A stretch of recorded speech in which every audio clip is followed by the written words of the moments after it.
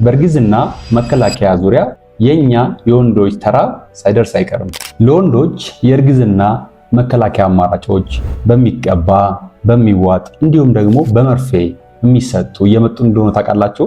አብዛኛው ጊዜ እንደሚታወቀው የእርግዝና መከላከያ ወንዶች ከሚጠቀሟቸው ውስጥ እንደ ኮንዶም፣ የወንድ ዘር መተላለፊያ ቱቦ ማስቋጠር እንዲሁም ደግሞ በግንኙነት ሰዓት ላይ የወንድ ዘር ወደ ሴት ማህፀን እንዳይፈስ በማድረግ ነው።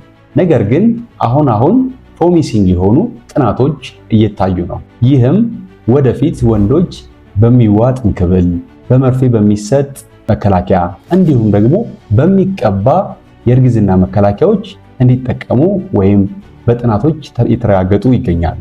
ስለዚህ ወደፊት ከተለመዱት የእርግዝና መከላከያዎችም በተለየ ሁኔታ ወንዶች እንዲጠቀሙ የሚመከርባቸው ሁኔታዎች እየመጡ ነው ማለት ነው።